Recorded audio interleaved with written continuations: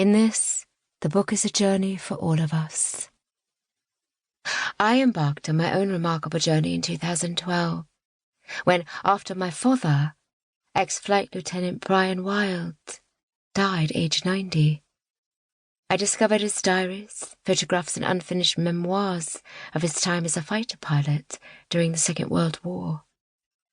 Like Victoria with her grandfather's writings, I had the joy and privilege of compiling and editing my father's memoirs.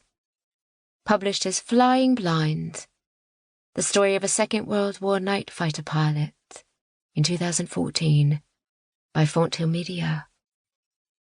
The researching and writing of that book took me on my own emotional journey into my father's memory, connecting me deeply with the young man he was then, not a part of him I ever knew in life, and immersing me in a knowledge of that wartime period I never thought to have.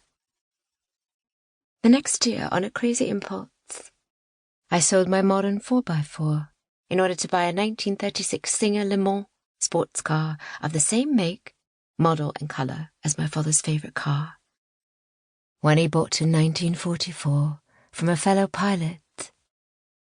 In 2015, raising funds and profile for the RAF Benevolent Fund, I took it to all 60 airfields on the British mainland, where he landed during the war.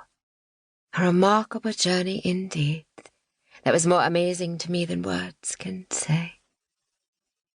I met relatives of my father's wartime friends. I discovered that every airfield had its own surprise and gift. And in Norfolk, one of those was meeting Victoria, with whom a warm correspondence had grown, around a shared experience of connection with that wartime era and a sense of duty to record and remember what was handed to us. The 5 short stories written by her grandfather, which are included in this book, are part of her own family inheritance. Why is it important to remember? Because, like Victoria's grandfather and my father, the war history is made up of individual lives. Ordinary men and women like us, who lived and served and, in so many cases, died under the burden of conflict, each in their own allotted place, and in their own unique way. We live in their legacy, so before the last one of them passes away, we listen and remember to say, thank you. That is what this book is all about. Elizabeth Horse. Foreword by Lieutenant General James Marshall. Come together, join together, remember together. These words encapsulate the spirit of the work of the Royal British Legion, for which I am so proud and honoured to be President. We provide lifelong support to serving and ex-serving personnel and their families. We have been here since 1921, and we will be here as long as we are needed. In 2020, the year in which Remarkable Journeys of the Second World War is published, we have been paying a special tribute to the men and women who served during the Second World War.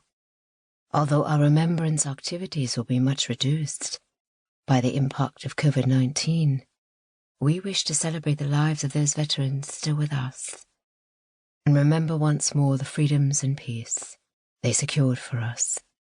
The Second World War is important for many reasons.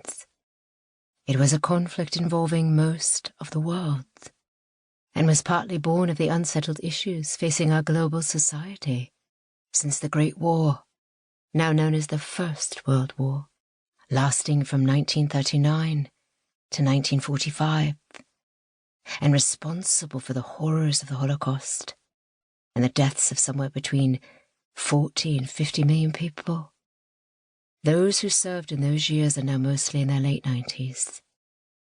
Soon, we'll have no living witnesses to the terrifying and triumphant events of a war that changed the world forever. The people who lived through those times, both military and civilian, deserve our recognition and to be remembered. Victoria's book is therefore extremely important. These are real stories of